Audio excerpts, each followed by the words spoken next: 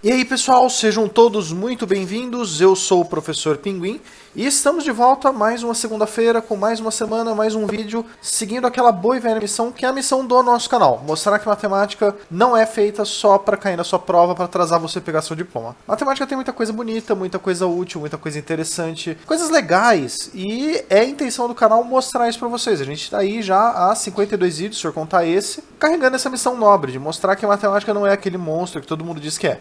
Matemática tem muitas coisas interessantes, bonitas, que merecem ser vistas, mas geralmente o professor está muito ocupado pensando na prova. E nesta semana nós vamos dar continuidade ao vídeo da semana passada. Na semana passada a gente contou a lenda do jogo de xadrez, que é um trecho do meu livro favorito, O Homem que Calculava, de Malba Tahan. Então, tem a narrativa principal da história, aí o personagem fala, puxa, isso me lembra, eu vou contar a lenda do jogo de xadrez. No vídeo passado a gente conta ela bem detalhada, com nuances filosóficas, com nuances históricas. Se vocês tiverem interesse em ver a história detalhada, a parte histórica, a parte filosófica, eu recomendo que vocês vejam o vídeo passado antes de seguir em frente nesse. O objetivo deste vídeo de agora que você está assistindo é falar sobre a parte matemática do problema. A gente vai lidar com a parte matemática, com os números, com os cálculos, e eu espero que vocês gostem desse vídeo. Bora lá, vamos começar?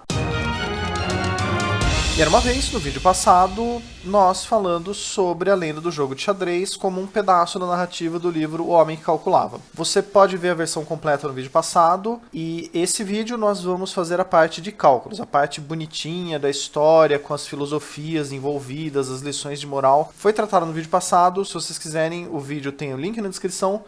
O card deve estar passando em cima de mim agora. Se você não quiser spoiler, você vai ter uma última chance de pausar o seu vídeo agora e ver o vídeo passado antes de seguir para esse.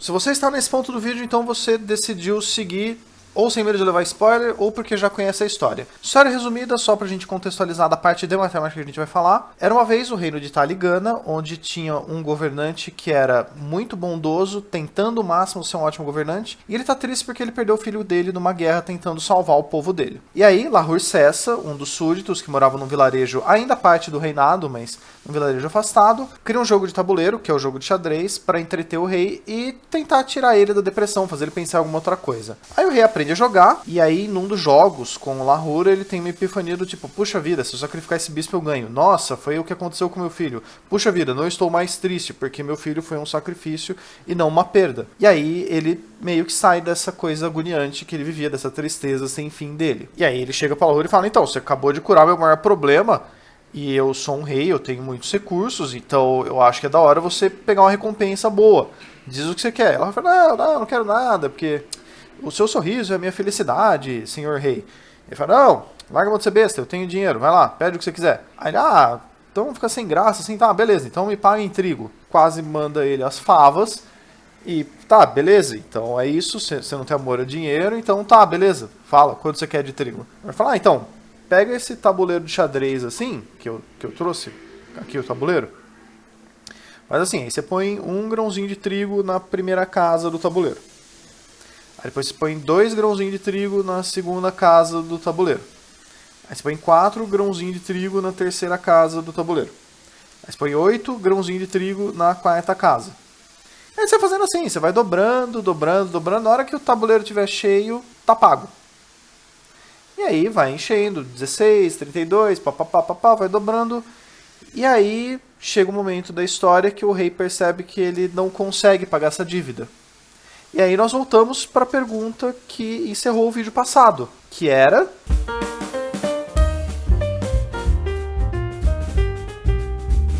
Que era essa? Quantos grãos de trigo você tinha? Quão grande era esse número? No vídeo passado a gente só falava que os calculistas não davam um valor exato por rei. Os calculistas só falavam, então, você não vai pagar essa dívida. Desencana, né? Você destrói todas as construções do reino, só planta trigo, você não vai pagar isso. E aí vem a pergunta de quão grande é esse número? Que é esse número? Como a gente calcula ele? E vamos fazer o cálculo desse número. Para fazer esse cálculo da quantidade de grãos de trigo necessário para pagar essa dívida que o rei Adava faz, a gente pode pensar nisso de duas maneiras distintas. A primeira delas, que eu acredito que seja mais natural para nós, é o jeito mais chato, que é basicamente, beleza, escreve um programa de computador que calcula todos os termos, e aí faz o somatório. Esse jeito, ele tem um problema até mesmo para hoje em dia, que na época da história você não tinha computadores. Na época da história você até tinha o equivalente aos computadores, que era pessoas que eram pagas para ficar fazendo conta o dia inteiro, os calculistas do reino. Mas mesmo usando computadores você precisa ter alguns cuidados específicos, porque como esse número é muito grande, vários programas eles têm uma memória limitada quando eles vão fazer cálculos. Por exemplo, no Excel você não consegue fazer esse cálculo, porque ele estoura a memória que o Excel reserva para fazer cálculos com números. Então, mesmo usando computadores, você precisa ter alguns cuidados do tipo, qual software você vai usar? Qual programa? Qual aplicativo? Porque, de acordo com a sua escolha, você pode estourar a memória antes de conseguir fazer o cálculo. Então, esse é um problema, mesmo do jeito chato, que seria simplesmente, beleza, escreve um programa, dá Enter e aí é isso. Existe um limite para isso. Você está atrelado a qual software você vai usar e como você vai usar isso. Mas existe um jeito mais legal. Esse jeito legal é usando um raciocínio matemático interessante. Esse raciocínio interessante, ele além de ser mais interessante, porque você tem a satisfação de, puxa vida, olha só, eu desenvolvi um negócio da hora, você também tem o fato de que esse raciocínio permite que você generalize para outros casos, diferente do programa de computador. Programa de computador, cada som que você vai fazer, você vai ter que reescrever ele de novo. Já esse raciocínio, não. O raciocínio você pode reaproveitar ele em outros problemas parecidos. Que é uma das coisas interessantes da matemática. Você pode reaproveitar ideias em outros contextos. E seguindo a missão do nosso canal, que é não mostrar matemática só como uma coisa chata, de decoreba, de fórmulas chatas, vamos fazer as coisas usando o raciocínio e o jeito legal. A coisa mais interessante pra gente apreciar como a matemática tem coisas bonitas. Vamos começar fazendo de conta que o resultado total da soma é x. Como quase tudo na matemática a gente não conhece o resultado, vamos chamar de x. E x, então, ele é o resultado. Ele é 1, mais 2, mais 4, mais 8, aí vai dobrando. E o tabuleiro de xadrez ele tem 64 casas. O primeiro termo aqui, ele é oficialmente 2 elevado a 0. Você tem 2 elevado à primeira, 2 elevado ao quadrado. Quando você faz isso 64 vezes, o último termo é 2 elevado a 63, porque a gente começa a contar do 0. Se começasse a contar do 1, aí você ia do primeiro é o número 1, o segundo é o número 2, o 40º é o número 40, o cara que está na posição 64, o 64º, ele é 2 elevado a 64. Como a gente começa a contar do 0, a gente tem um termo a menos. Então o último termo é 2 elevado a 63. Para fazer o cálculo, uma coisa legal que a gente pode fazer é multiplica todos os termos por 2. Quando a gente multiplica todo mundo por 2, o lado esquerdo vai ficar 2 vezes x, 1 vezes 2 dá 2, 2 vezes 2 dá 4, 4 vezes 2 dá 8, 8 vezes 2 dá 16, e assim por diante, até que lá nos últimos termos, 2 elevado a 62 vezes 2 dá 2 elevado a 63, e 2 elevado a 63 vezes 2 dá 2 elevado a 64. Então nós temos essas duas linhas, a primeira linha é verdade, tanto quanto a segunda linha é verdade, e se as duas coisas, o lado esquerdo é igual ao lado direito, a gente pode pegar essas duas equações e fazer uma linha menos a outra. Agora, olhando essas duas equações, como sempre que a gente tem do lado esquerdo é igual ao que está do lado direito, se a gente fizer tudo que está do lado esquerdo um menos o outro, e tudo que está do lado direito um menos o outro, as coisas vão continuar sendo iguais. Então vamos fazer uma conta de menos aqui, vamos subtrair tudo que está à esquerda de tudo que está à direita.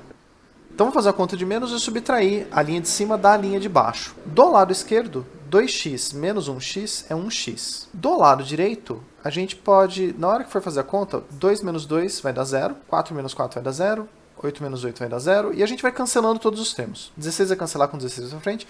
Eventualmente, na linha de cima, a gente tem 2 elevado a 62, que vai cancelar com 2 elevado a 62, e 2 elevado a 63 vai cancelar com 2 elevado a 63. Nesta conta, então, quando a gente fizer o lado direito, na linha de cima, o único termo que não corta é 2 elevado a 64.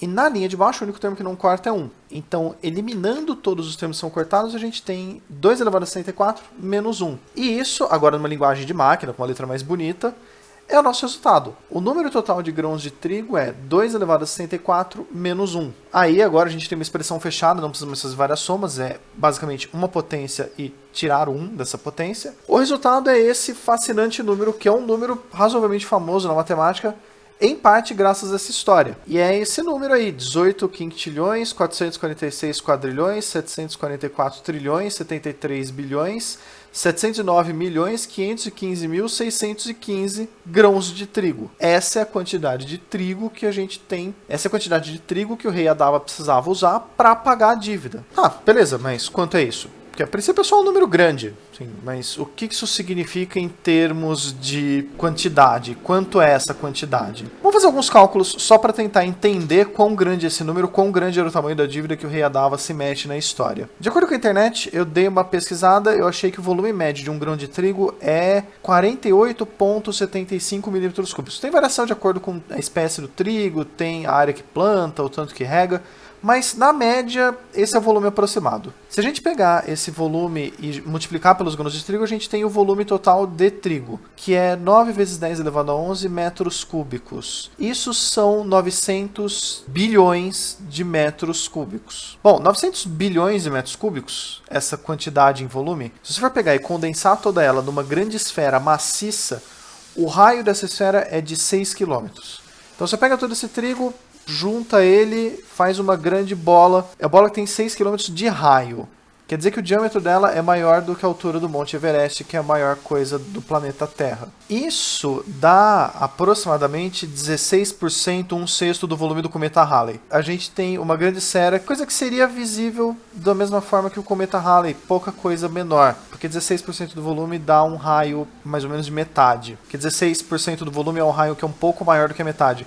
Então é uma coisa que tem mais ou menos metade do raio do cometa Halley. Uma outra comparação, pega todo o Brasil, cobre ele com essa quantidade de trigo. Assim, pega o Brasil, faz uma cerquinha e cobre ele com trigo. Você vai fazer uma pilha que tem uma altura de 105 quilômetros. Você soterra o país todo com 105 quilômetros de trigo.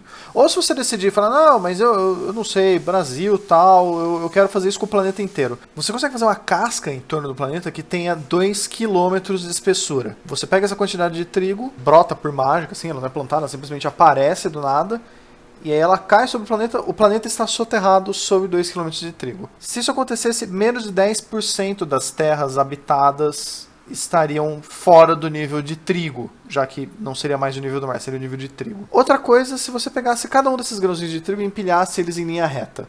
Se você conseguisse, logicamente você teria um equilíbrio absurdo, mas se você conseguisse empilhar eles em linha reta, você conseguiria ter uma pilha que tem 4,18 vezes 10 a 16 metros de altura.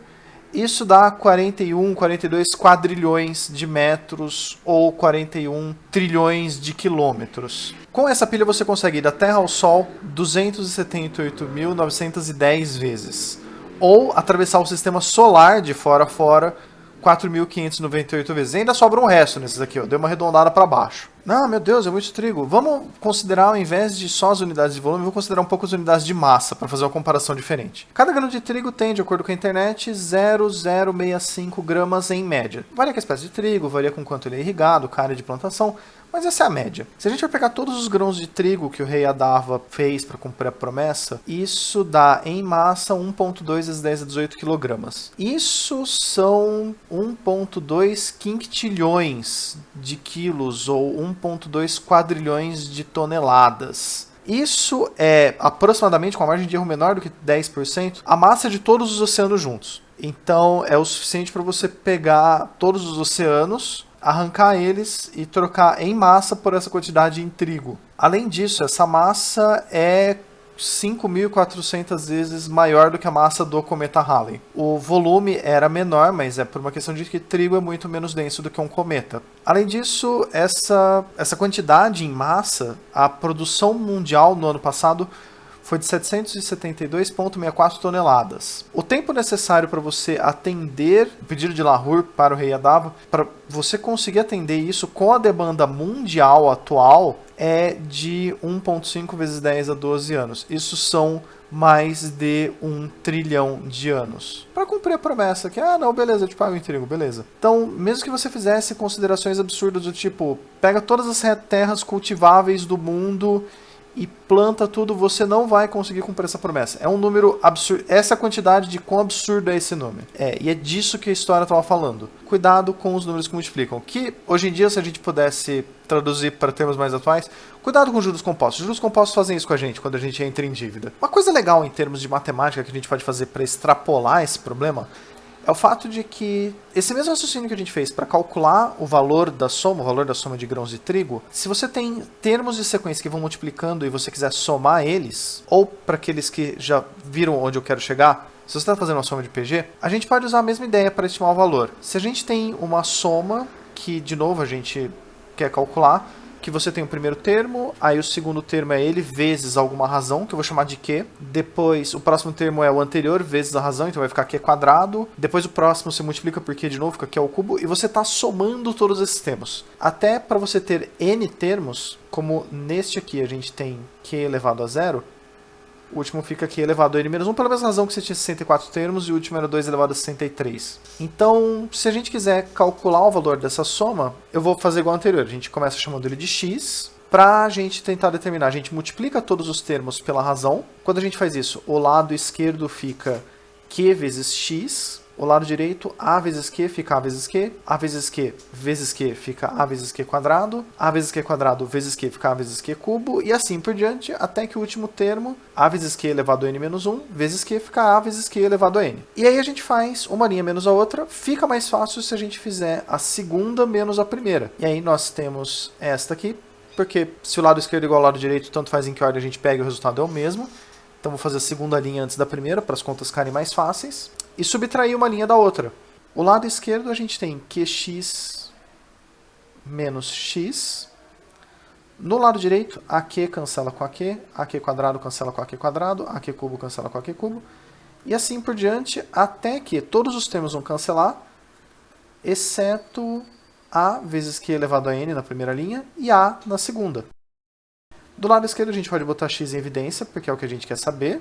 Do lado direito a gente pode botar A em evidência. E determinar o valor de x dividindo, porque a gente quer isolar o x. Um detalhe que os livros fazem, isso é a convenção matemática, eles costumam inverter deixando o número na frente e a variável depois. Então, em vez de ficar q menos 1, eles põem 1 menos q, que trocaria o sinal. Na linha de cima, em vez de q elevado a n menos 1, fica 1 menos q elevado a n, que também trocaria o sinal. E se você trocar o sinal tanto em cima quanto embaixo da divisão, você mantém o resultado. Que agora, com a magia da edição, vira esta fórmula bonitinha em linguagem de máquina. Poxa, o Luke, eu achei que ele ia aparecer nesse vídeo aí, Luke. Você conhece isso? De onde você conhece isso? Sim, é a fórmula da soma de PG. O que muda é só que esse Azinho é o termo a zero. Mas, do resto, é a fórmula da soma de PG. Muito bem, legal que você percebeu. E olha só, você sempre quis saber de onde ela veio? Tá feita a dedução. A gente pegou no meio da história, falando de grãos de trigo e cometa Halley, e deduziu como funciona a lei da soma de PG. Fico feliz que você aprendeu uma coisa nova e feliz que você esteja feliz também, Luke. Da mesma forma que eu espero que vocês que estejam me vendo também fiquem mais felizes. Porque a intenção do canal é realmente mostrar que matemática é para ser uma coisa não tão sombria quanto os professores fazem parecer. Não é só aquela coisa cruel, sem vida, cheia de técnica que cai na prova.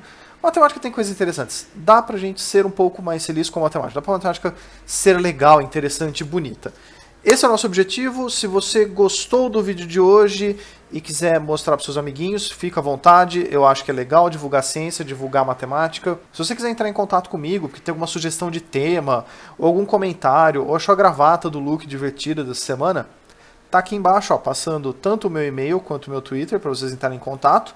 Além dos comentários, nos comentários eu também leio, respondo, talvez eu demore um pouco, mas eu leio e respondo, gosto de interagir com vocês, gosto desse retorno que vocês me dão. E eu espero ver vocês de novo na semana que vem, onde a gente começa a falar de algum tema novo nesse canal. Fico muito feliz, muito obrigado pela companhia e espero que vocês tenham uma boa semana. Vejo vocês na próxima, pessoal. Até lá!